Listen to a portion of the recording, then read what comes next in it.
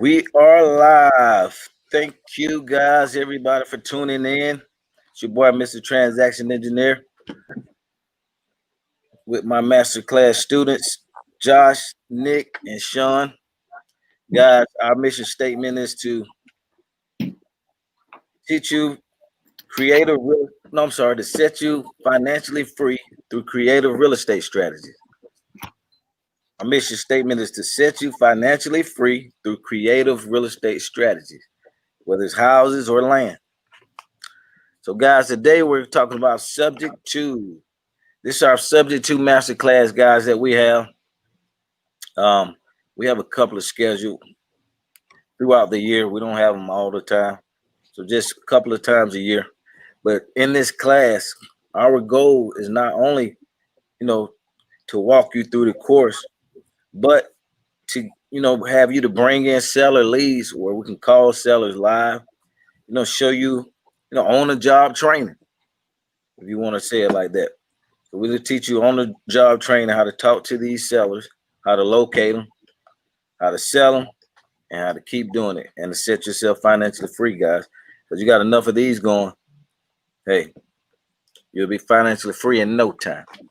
So today, guys, we're going to be talking about locating your buyers. But before we do that, we're going to call one of Josh leads on the phone. It's a pre-foreclosure. Can you tell us a little bit about the lead, Josh? Yeah, I found the lead through auction.com on the pre-foreclosure list. And the market value of the house is at about like $240. He bought it 5 years ago for $197, and it's going on sale at the courthouse at next month on the 10th. So 9, 10. Oh, on the 10th. 9, 10, 20. And your sale dates, you in Tennessee. So how's your sale date? Is it y'all like once it hit the paper, how long do y'all have it for? I think about 3 weeks or somewhere around in there. 3-4 weeks. Okay, yeah. So y'all were like us. But they've been doing a lot of postponing, right now. So, but a few of them have been selling. Like last week, I think like 2 or 3 sold, but a lot of them been getting postponed. Okay.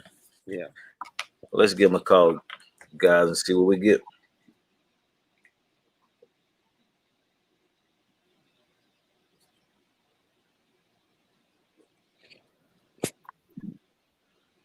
Do you know if he's living in the house or what? It's he's living in it. Guys, I actually jog around that area, and I didn't knock on the door, but I saw there was a car in the yard. So yeah. So I'm gonna tell him you're my partner, and I'm just calling. Yeah. Following up with him. Say my partner Josh. You know your name and everything. Yeah, exactly. Oh yeah, definitely. Okay, great. Let me call.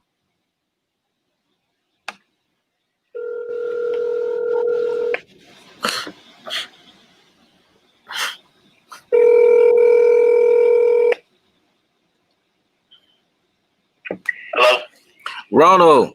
How you doing, sir? How you doing today? Great. My name's Eddie Raymond, and my partner Josh. He was texting you back and forth, about your property on River Farm. Did I catch it at a bad time? No. It's a pretty good time right now. Okay, great. So I'm not gonna hold you long. I just want to ask you a couple of questions. Does your property need any repairs or anything? There are a couple of minor repairs that's going on. Some of the window trim, the wood trim around the window is kind of rotting a little bit, and there's a small leak in the entrance off of the garage.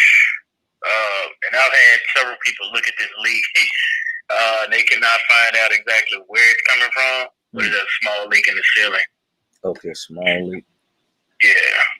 How's the AC and the furnace? AC is fine. The furnace was replaced maybe 2.5 years ago, maybe. So it's fairly new. Okay, great. Okay, can you tell me a little bit about your situation? Like, how did you got behind and everything? Yeah, ended up going through a divorce, had to file bankruptcy.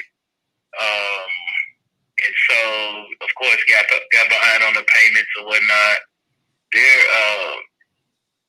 is due to the bankruptcy and everything else that was going on, there's also a tax lien attached to the house as well. I'm sure you saw that if you looked at the property. Right. Yeah. So, but other than that, yeah, just like I said, just going through a divorce and a bankruptcy on top of that. Man, yeah. I feel you. I've been through it myself, man. Yeah. I definitely feel you. How many months would you say you are behind? Ooh. About 12? It's more than that. Okay, about 14. It's more than 2 years? I would say, based on, I think the last statement that it showed, the monthly payments were about $1,500 or so, and I think the total amount due was maybe about 45,000, something like that. So it's probably a couple of years, but because of the bankruptcy was covering that, it was protected. You know what I mean? Because I was paying it outside of the bankruptcy at one point, and then I lost my job. So yeah. Sorry to hear that, man. Well, did you file a Chapter 7 or 13? Originally, it was a 13, and then when I lost my job, the income dropped enough where I could convert it to a 7. Okay, when you filed that 7, did you go all the way through with it, or you just filed to stop the sale? No. I filed a 7. It was discharged. Okay, so you finished with it. Yeah. It was discharged November of last year. Okay, November. Okay, so you think you're about 45,000 behind on it? Somewhere like that, yeah. Based on the last statement, they still sent statements. So the last one that I think I maybe glanced at showed a payment due somewhere around that amount. What are your monthly payments?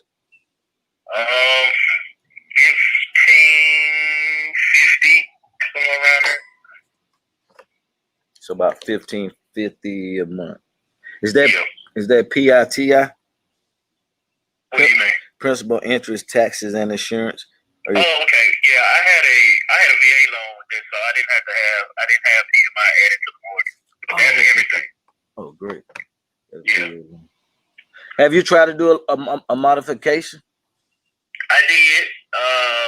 While I was going through the bankruptcy, they increased my payment, which is odd, which is strange to go through a modification. But yeah, the original payment was about 14 something, and then it went up once they did the modification to 1550. Okay. And how much would you say you owe on it now? Just the estimate. Hold on one second. Hold on. Okay. Hold on, because I got a payout from them a couple of weeks ago. Hold on one second. Okay, thank you.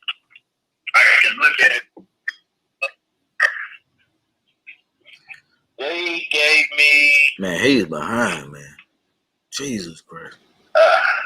They gave me a payment somewhere around 2. I had to look at the photos to see because I took a picture of it several months ago. Do you have any low comps over there in that area? Got a couple seconds. I should probably try to look it up real quick. Yes, take your time. Okay.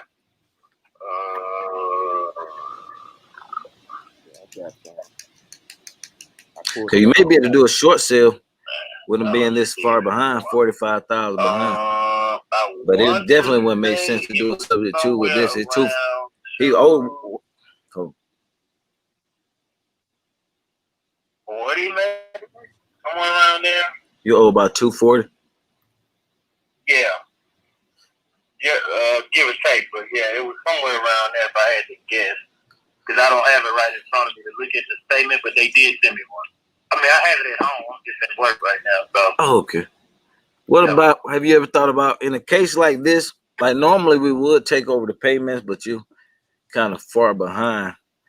I know I have to speak with my partner, but normally in a situation like this, we can do what's called a short sale. Where we are you familiar with that? Yeah, I am. The realtor that sold me the house. I kind of been talking to him about it as well. So Okay. yeah, he kind of mentioned possibly doing a short sale on it. So yeah. Okay, good. I'm glad he let you know about that. So that as I talk with my partner, I talk with him. I think that would be the best route. If you was a little like under 10,000, we could just make up the back payments and everything and take it over. Oh, okay. Yeah, but in a situation like this, it's definitely a short sale. And sometimes with the short sale, now it depends on the bank. Some banks will give you anywhere from $1,000 to $10,000 for participating, but it all depends on the bank. Who's your mortgage company, by the way? The money source. Okay, the money source. Mm-hmm. Money source. Okay. Yeah, Ronald. So I'll check with my partner Josh, and we'll follow up with you before the day's out. Okay, sounds good, man. I appreciate your call. Okay, thank you. Have a great day. You too, man. Bye-bye. Yeah, he's woo, kind of high, man. Yeah, no doubt, no doubt. So I mean, a short sale on it. Got some low comps, then you should be able to make a profit. If not, then if you got a realtor friend, you can let them do the short sale. And you just coach them through it. They'll get the check, 240, 3%. Well, and if they buy the buyer and selling agent, then the bank could give them about 5 to 6%, one realtor. But just for listening and selling it just the traditional way, if you're not able to get it real low, where you can make a profit, then they'll get the 3%. Okay. So and I can't list it myself, can I? You an agent? I'm an agent, but I retired my license, but I can bring it out just by. Yeah, you can list it yourself. Oh yeah. Oh yeah. Heck yeah. And negotiate the short sale. And negotiate the short sale. Yeah, because you're the listing agent. Oh, okay. All right. Yeah, they let listing agent. Okay, I'm talking about if I try to buy it myself, listed and. No, you can't. Okay, yeah. I figured. Hey, you double dipping and triple dipping. Yeah, conflict of interest. Right. Nah, I'm just talking. Yeah, I'm just messing around. Yeah, so that'll be a good follow-up. He game, man. He'll go for the short sale. Okay, cool. So I would just let's say he wanted to list it with his, I guess the person that sold him the house. And how would I go about, dealing with that? Well, my thing is, it doesn't need a lot of repairs, so you're not going to be able to get a real big discount. Okay. So this is based on the repairs and the comps, these short sales. Okay, gotcha. Well, the BPO, the appraisal. Exactly. It's based on that BPO agent. Whatever they come back in and say that value is, the bank is going to go off of it. Okay. Now, depending on the loan, they will do a BPO and an appraisal. Okay. So they'll do two on one deal. Gotcha. Okay. Yeah. What's a BPO? Broker's price opinion. So they just pay an agent about $100 to $150 to go around and just take a picture of the outside. But they supposed to go inside and out. But if it's occupied, they just take a picture of the outside.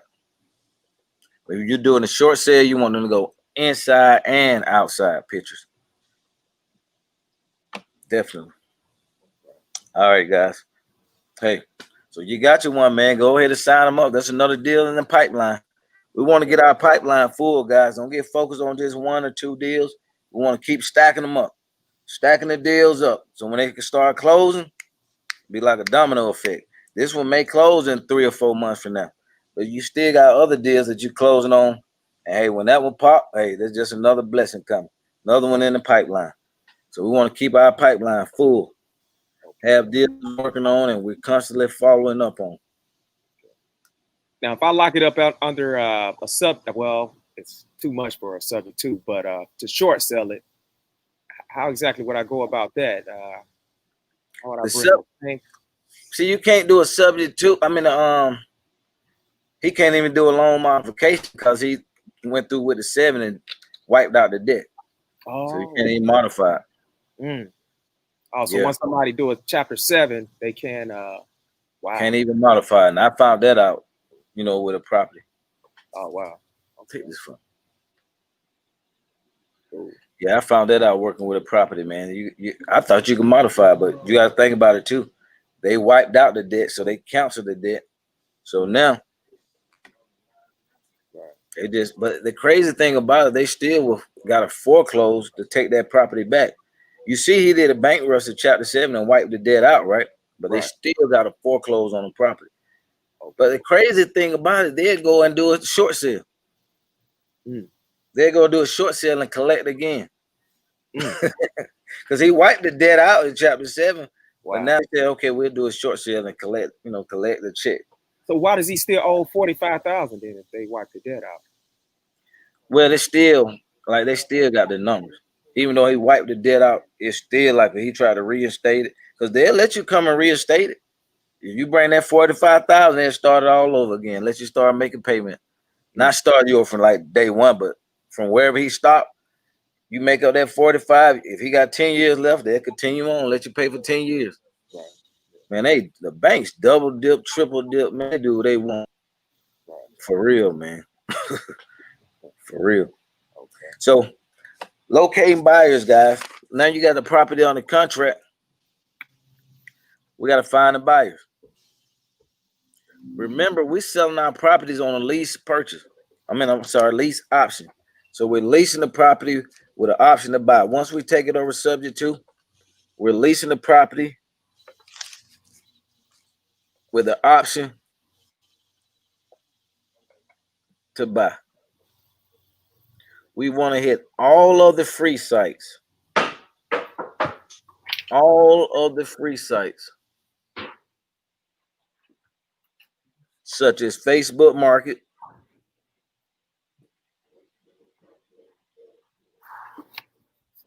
Craigslist,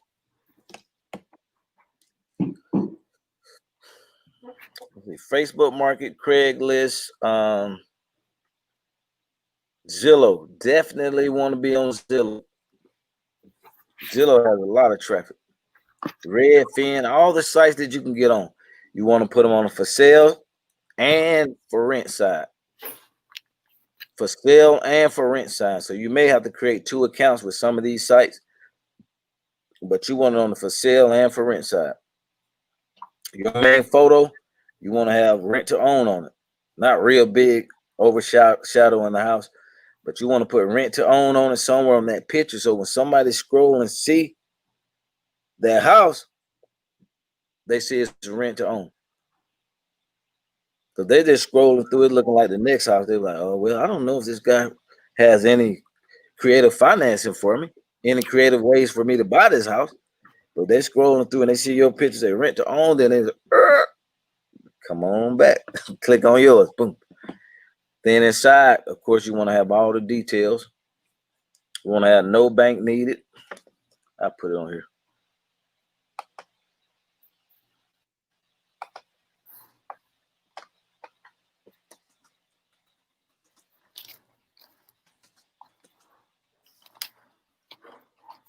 Oh. Yeah, we want to have no bank needed. Easy qualification. Easy to qualify. Easy to qualify.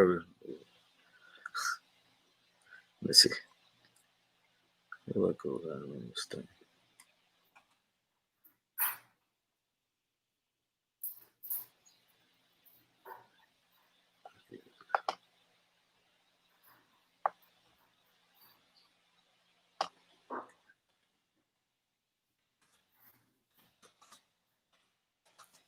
So Josh, he finally followed back up with you, huh? Right. Yeah. Yeah. You hit him a couple of times? Oh yeah. Yeah. We're going back and forth. Last few days, since the 6th, we've been going back and forth. Yep.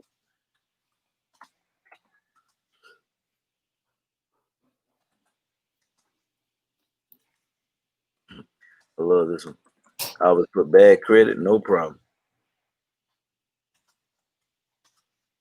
Because, I mean, these are houses subject to. I don't care how your credit look. You got a nice, hey, that down payment big enough. Boy, I overlook some things. I overlook things. The down payment big enough. And it's up to you guys. I mean, this is your property that you're selling subject to. So it's up to you what you want, who you want to put in there. To each his own. But make sure they have some money, because when somebody got some skin in the game, they typically take care of your house better. They don't have no skin in the game, you can forget about it. They're gonna destroy your property.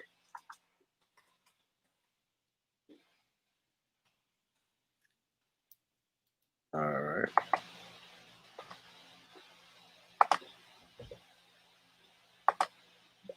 So this will be like an ad. I will put like some wording, and of course you want to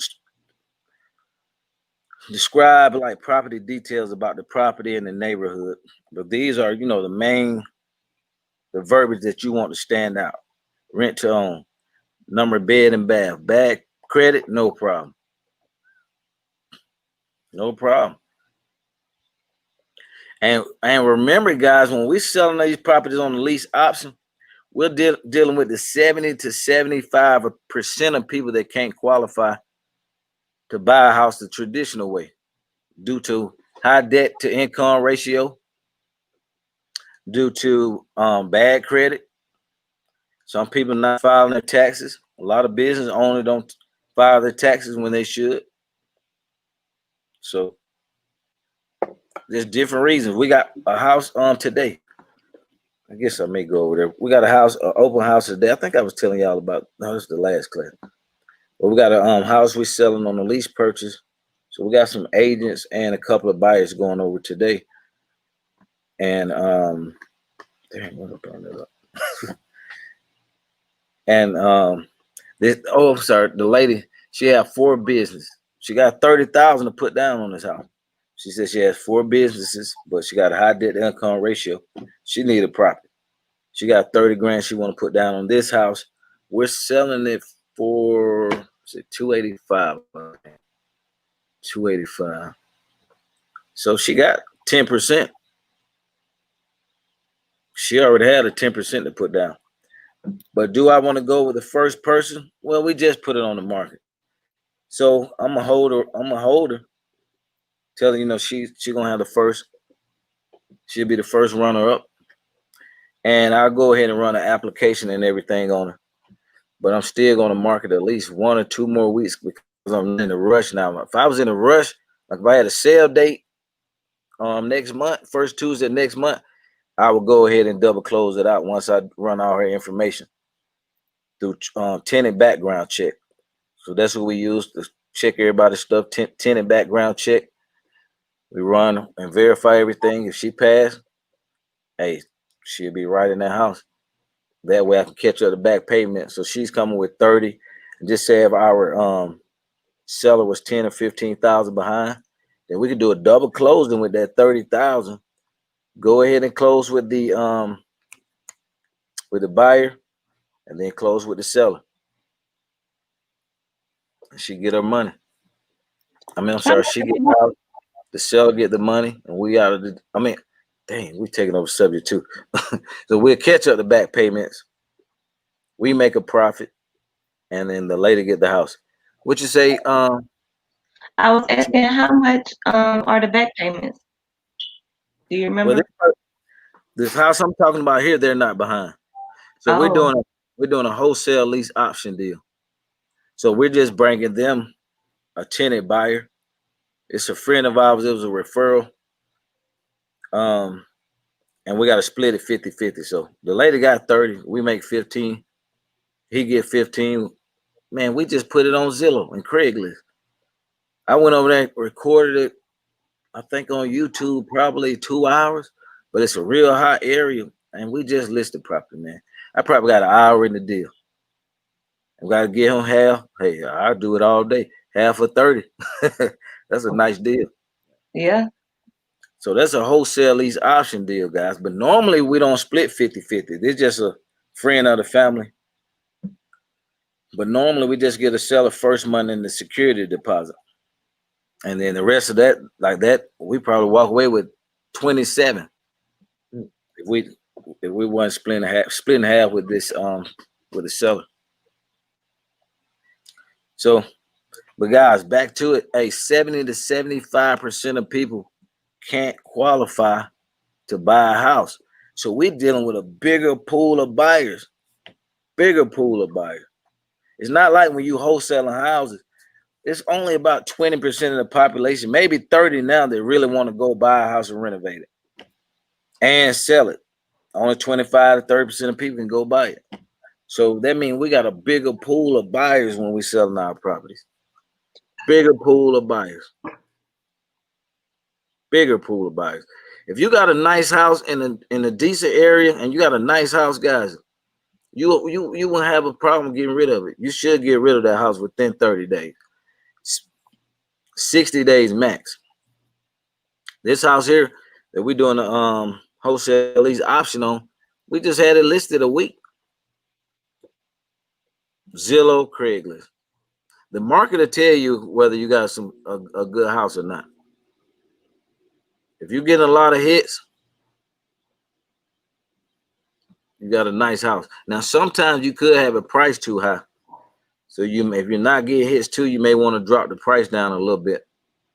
Sometimes it's price, but I will only drop like 500 a week, a little small, and that way it'll keep it on top of the list also when you're marketing on Zillow and all the other stuff.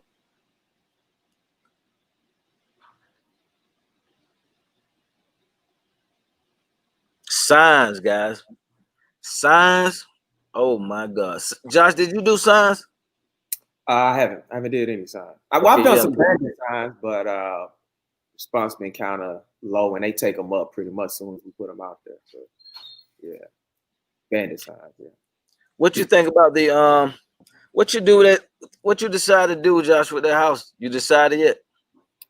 Well, I got it locked up for the most part. The ladies go actually just quit claim deed me the house. So, and like I said, I'm just I was gonna close, but they would try and charge like $2,000 to do that. You know, close it out. Yeah. So she said she just gonna quit claim deed me the property. So I'm gonna go that route and just do that, and it's $150 to do that. I would once you get a tenant buyer or something, I still would close with an attorney. Okay, yeah. If she come back and want the house, she can get it back. Oh yeah. Yeah, because they can also get you for practicing law without a license. No, I'm getting the real estate attorney to do it. Oh, you're gonna close it? Yeah, I'm gonna close it, but I'm only gonna get them to create the deed, the quitclaim deed to trustee. That's the only thing I'm gonna get them to do. And they just said it's $150 just to draw up that, and they gonna record it, and that's it. Oh, okay. Yeah. As long as the attorney do it, you cool. Yeah, the attorney's gonna do it. Yeah, the attorney's gonna do it. And she said it was $150 to do that. Okay. Yeah, them numbers that they were coming back to do that other close, I was like, man, we got too many fees on here. It came up to like $2,000. I was like, well, let me try to, go this other route, and the seller agreed to it. Yeah, shout out to you too, Josh. You got that in that first master class, right? Yeah, exactly. Yeah. I want to do an interview with you, man. I was gonna go. I want to do it at the house. I'm gonna go to the house, and we can do an interview whenever you have the time. But we can do a walk around, and I can, we'll do all of that. Actually at the house. All right. Yeah. So she's already out of there. Oh, it's gone. I done had it cleaned out. There was so much crap in there, man. It was awful in there. I couldn't even, man. I threw my shoes away when I left. Whoa. Man, I felt filthy, man. Yeah, it was bad, man. I threw my shoes away when I left that house, man. And I had bags on my shoes. I still threw them away. I felt contaminated. Do it look better now since you done cleaned it out? No doubt, man, because the grass was so high. Man, it was awful, man. I'll show you them pictures, man. It was pretty bad, man. The trees, the grass was up like trees. She just let the house go. Yeah, man. She didn't take care of the house at all, man. Yeah, yeah. Hey, they say somebody trash is somebody treasure, man. Exactly, yeah. So, how much you think you got to put in it to get it going? Man, I was thinking of probably around the 15,000 mark. 15. somewhere around in there. Yeah. Now, with 15, what are you talking about? What got to be done to it? Man, she took she didn't tell me that, but I figured it out. She took all the AC. She took the AC out. She did that herself. She had somebody do it, but she took the AC out, everything that had to do with the AC, all them components gone. What? Yeah, man. The siding it's kind of rough, man, because like I said, she just didn't take care of it. Like, and she bought the house in 1990. So yeah, it's rough, man. And then she had some buildings that she owned. So she was like really never at the house. And she was just like managing her buildings that she owned. So it was in bad shape, man. Well, it's still in bad shape. I just kind of made it look better, but it's an eyesore to the neighborhood. It's a nice neighborhood, no doubt about it. But that house, it looked kind of tough. That's why I was like, man, I should short sell that joint. Send me the pictures, Josh, and a video. Let me look at it, because from the sounds of it, it may be a short sale. Yeah, I'm definitely gonna do that. I'm sending that to you ASAP. Wow. Because she got to talk back with the loan company, well, the mortgage company on the 19th, and we were gonna pose that short sale to them as well. But like I said, we in between that trial modification right now. But you know that short sale was still an option where we are right now. But yeah, I'm gonna send all them pictures and everything to you. Okay. Yeah. All right, guys, we're gonna end this live broadcast, guys. We got to get back to studying. We got to get to the meat and potatoes, guys. Thank everybody for tuning in. God bless y'all. We'll see you on the next one. We got to go back to work. See you later.